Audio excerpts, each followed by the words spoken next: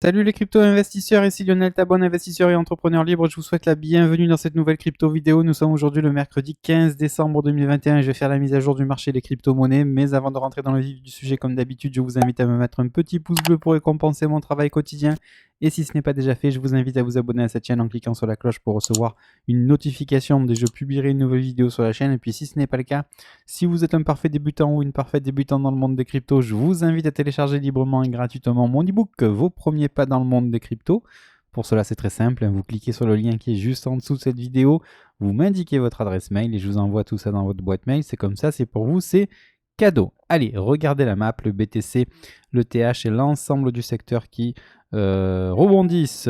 48 126 $ pour le BTC à plus de 2,4%. ETH qui rebondit à 3830 $ avec plus 1,2%. Solana à 160,38 $ à 2% d'augmentation à peu près. 89,09 $ avec plus de 11% pour Avax. Le DOT qui corrige à 26 $. NIR et Atom également dans le rouge, tout comme Mana qui est dans le rouge à 3,14 $. Léo et Quant également dans le rouge et à peu près tout le reste dans le vert avec un beau vert foncé pour le Dodge qui s'adjuge plus de 18% à 18 centimes. Luna dans le vert foncé à 58,28 $. XTZ, EGLD également dans le vert foncé, tout comme HEX qui reprend près de 13% à 19 centimes.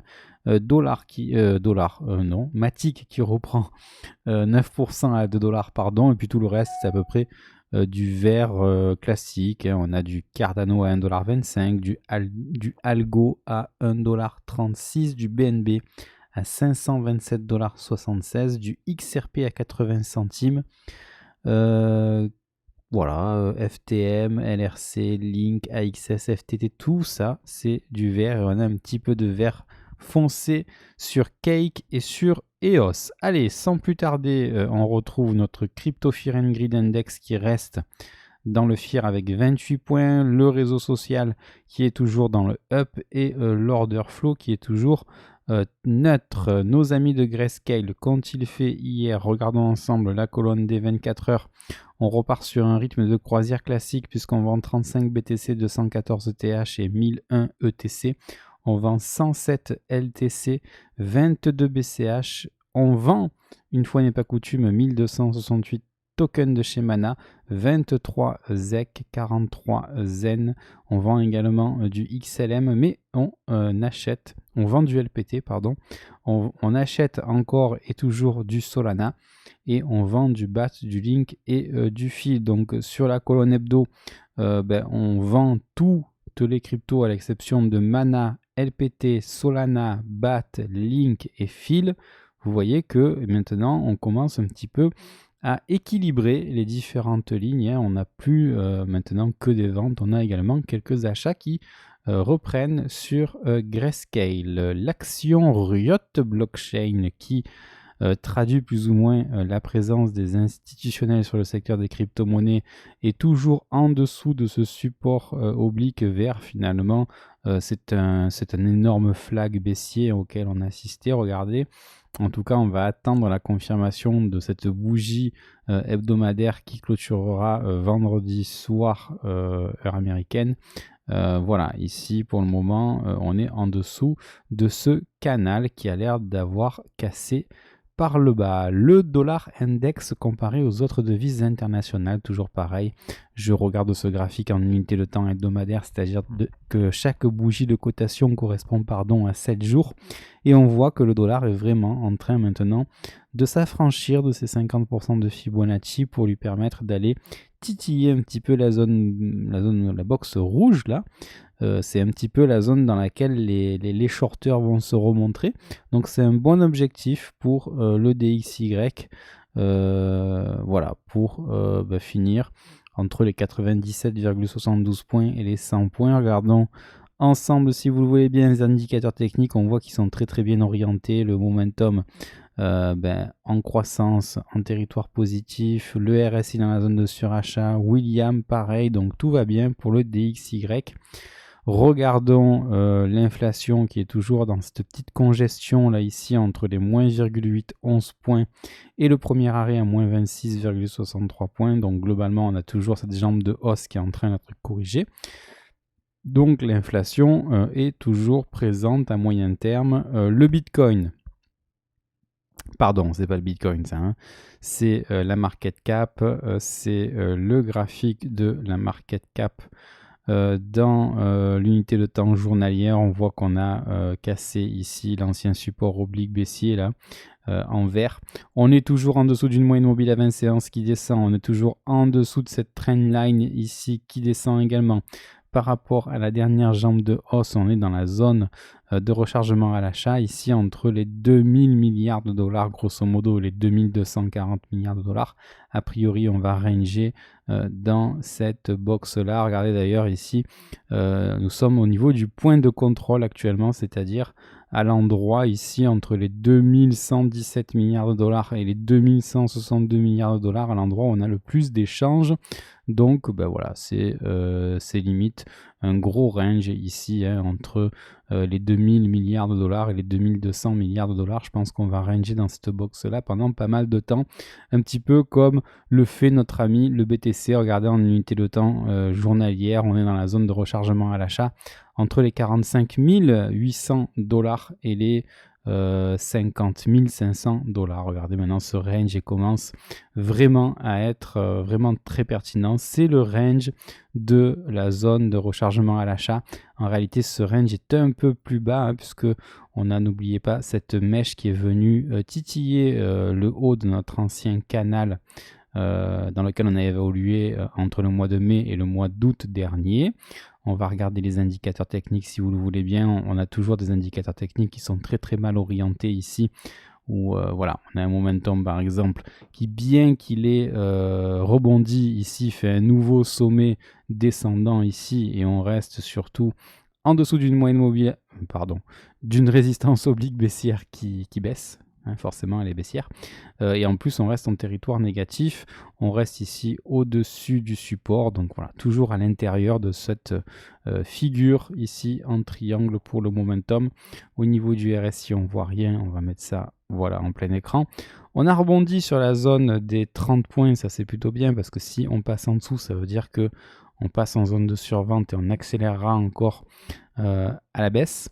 Donc pour le moment, on se stabilise au niveau du RSI, on fait même un double creux croissant, donc ça c'est plutôt pas mal.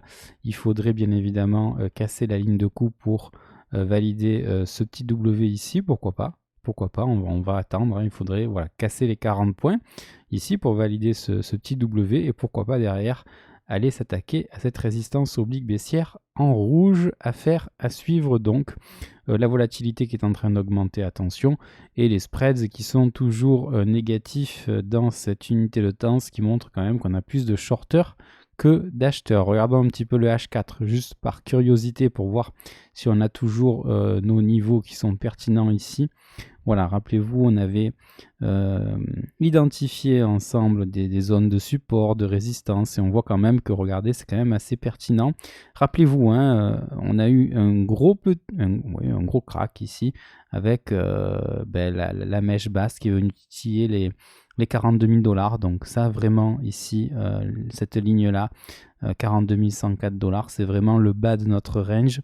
Le haut du range, c'est tout simplement ici le plus haut qu'on a atteint en séance. Une fois qu'on a atteint ici le plus bas de la mèche, on a fait un plus haut sur les 51 957 dollars, pour pas dire 52 000 dollars.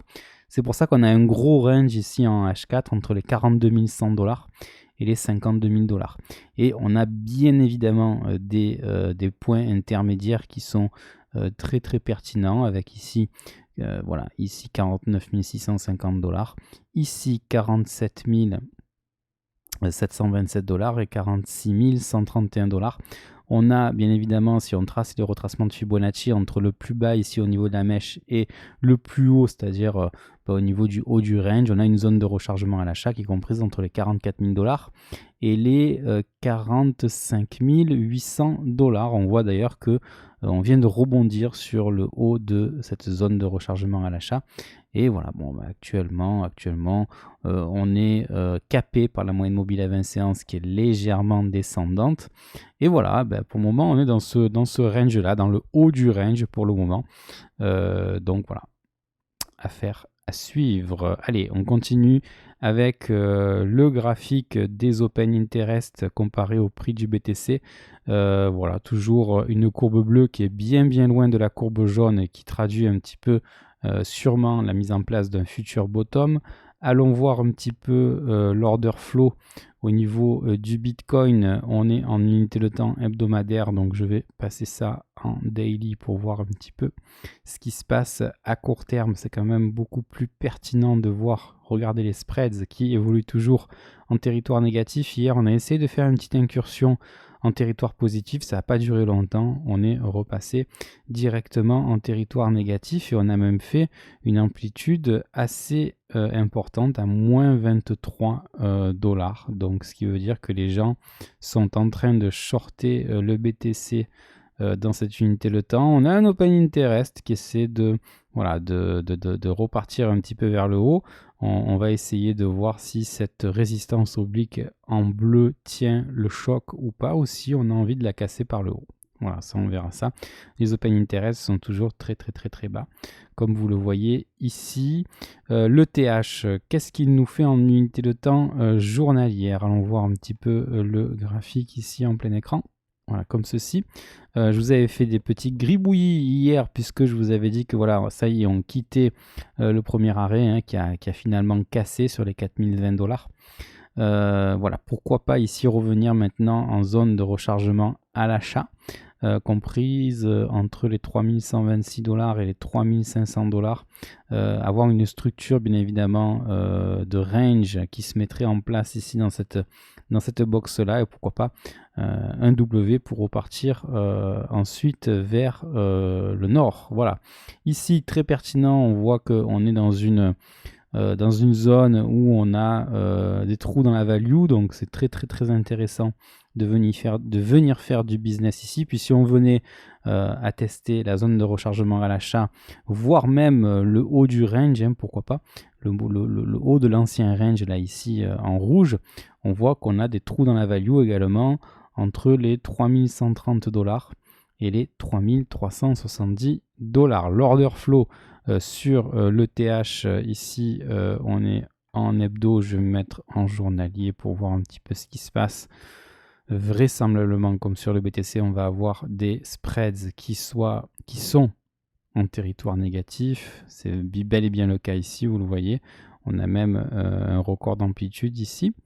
Donc ça c'est plutôt pas mal. On a des funding rates qui sont quand même positifs, mais qui restent quand même assez réduits par rapport au taux d'avant. Et puis un Open Interest qui reste relativement stable. Donc tout ça est très cohérent pour ce range. Ici, je vous partage le graphique de l'ETH libellé en BTC en unité de temps mensuel, hein, c'est-à-dire que chaque bougie de cotation correspond à un mois de cotation. On voit qu'on est en train de faire un sommet en pince là sur le TH libellé en BTC. Regardez, on a fait un plus haut à 0,087 BTC. Peut-être qu'on va retester la ligne de coup de notre précédent W ici hein, sur les 0,073 BTC avant sûrement de repartir vers le nord. Ça serait ce que l'on appelle faire un wake of check. Par contre, bon, bien évidemment, si on ne tient pas ce support et qu'on repart en direction du premier arrêt, là, ça voudra dire que tout ça, c'est un bull trap, hein, qu'en fait, derrière, le premier arrêt ne tiendrait pas et qu'on viendrait dans un premier temps retester la moyenne mobile à 20 séances, voire faire des plus bas. Ce serait vraiment très négatif pour le TH à ce moment-là. Donc l'objectif hein, pour les haussiers, ça va être bien évidemment de tenir cette ligne de coup. On termine avec les altcoins pour voir si parmi les 4 altcoins sélectionnés que j'estime être un petit peu les altcoins voilà, qui correspondent un petit peu à l'ensemble du marché. On a le BAT qui tient bien, hein, puisque regardez, on est au-dessus d'une moyenne mobile à 20 séances qui monte en unité de temps hebdomadaire. Hein, on n'a pas touché aux anciens bottoms, donc voilà, au niveau du BAT, c'est vraiment très haussier. Au niveau du Chiliz, on a malheureusement bouffé ce second bottom ici, mais les premiers bottoms, quant à eux, tiennent relativement aisément. RSR, pareil, on ne touche pas les premiers bottoms sur les, on était sur les 1,7 centimes. On n'a pas bouffé non plus, pardon, hein, regardez, ça se voit, on n'a pas bouffé encore le second bottom. Le second bottom est à 2,69 centimes. Voilà, pour le moment, on a fait un plus bas à 2,82 centimes. On va voir si on tient ce second bottom. Bien évidemment, pour le moment, on est bien en dessous de la moyenne mobile à 20 séances qui est vraiment en train de piquer du nez. Donc là, au niveau de RSR, c'est pas tip top, hein. Il va vraiment falloir qu'on repasse au-dessus de la moyenne mobile à 20 séances si on veut retrouver une tendance au moins haussière, hein. C'est pareil sur Chiliz et c'est pareil une nouvelle fois sur GRT. Regardez, on est vraiment en train de travailler encore une fois le second bottom, hein, qu'on a bouffé tout simplement, en espérant que voilà, les deux premiers ne soient pas mangés. Pour le moment, ils ne sont pas mangés. Donc voilà, à voir si durant l'hiver, en fonction de ce que nous fait le BTC et le TH, l'ensemble de ces altes puissent arriver à trouver de véritables bottoms pour enfin repartir vers le nord et aller tester bien évidemment les ATH de tous ces tokens, voire aller beaucoup plus haut. Bien évidemment, c'est ce que tout le monde souhaite. Mon portefeuille qui se comporte un petit peu mieux qu'hier. Hier, nous étions sur les 115%, je crois. Bon, là, on est sur les 123% de ROI, donc un portefeuille qui est valorisé 36 500 $. Ça fait 21 380 $ de bénéfices nets depuis le mois de février 2021, date à laquelle j'ai investi 17 000 $ sur ce portefeuille, environ 14 540 €. Je suis exposé à 36,3% en cash et à 63,7% en cash. J'ai environ une soixantaine de tokens qui représentent tous moins d'1% de mon portefeuille, à part sur ETH, XRP, VET, BAT, RSR ou encore REP ou encore Chiliz, voilà, où je suis à plus de 2%. Mais voilà, l'idéal, ça serait de m'alléger dans ces tokens-là, hein, notamment le BAT, le VET, XRP et ETH, pour réduire un petit peu le risque. BTC également, plus de 2% maintenant de mon portefeuille. Il faudrait que j'allège tout ça.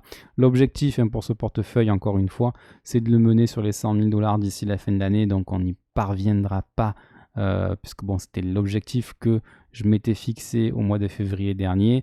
Voilà, je pense qu'on y arrivera courant printemps 2022, hein, avril, mai 2022, je pense qu'on y sera. Voilà, on tient bon la barre. On passe, pour terminer cette vidéo comme d'habitude, au news flow. Alors, on s'était arrêté hier, je crois. Le maire de Miami, ça me dit quelque chose. Les frais de transaction, ça me dit quelque chose. Birmanie, le gouvernement en exil reconnaît Tether comme monnaie officielle. Tiens, c'est plutôt sympa pour Tether. Chain Analysis qui intègre le Lightning Network pour les transactions du BTC. Elon Musk, Tesla prévoit d'accepter les paiements en Dogecoin pour certains produits. Ça me surprend pas trop, dans la mesure où vous vous souvenez, Elon Musk avait largement contribué au sponsoring de Doge il y a de cela quelques mois. Maintenant, d'ailleurs, on ne comprenait pas trop pourquoi une crypto-monnaie comme le Doge puisse être valorisée dans les 5 ou 6 premières crypto-monnaies du marché. Et bien voilà, là maintenant Tesla va permettre des paiements en Doge. Nike qui se lance dans le métaverse en rachetant des sneakers sous forme de NFT de RTFKT. Et enfin, la banque suisse BBVA qui ajoute l'ETH à son service de crypto-monnaie. Ça, c'est encore une très très bonne news pour l'ETH et pour le ralliement, la passerelle, on va dire, entre la banque traditionnelle et les crypto-monnaie. J'espère que cette vidéo vous a plu. Si c'est le cas, je vous invite à me mettre un petit pouce bleu. Si vous pensez qu'elle peut intéresser d'autres personnes, partagez-la. Si ce n'est pas encore le cas, je vous invite à vous abonner à cette chaîne en cliquant sur la cloche pour recevoir une notification dès que je publierai une nouvelle vidéo sur la chaîne. Et puis n'oubliez pas, prenez soin de vous, prenez soin des gens que vous aimez, ayez l'esprit cash flow. Puis quant à moi, je vous retrouve dès demain en vidéo comme d'habitude. Ciao!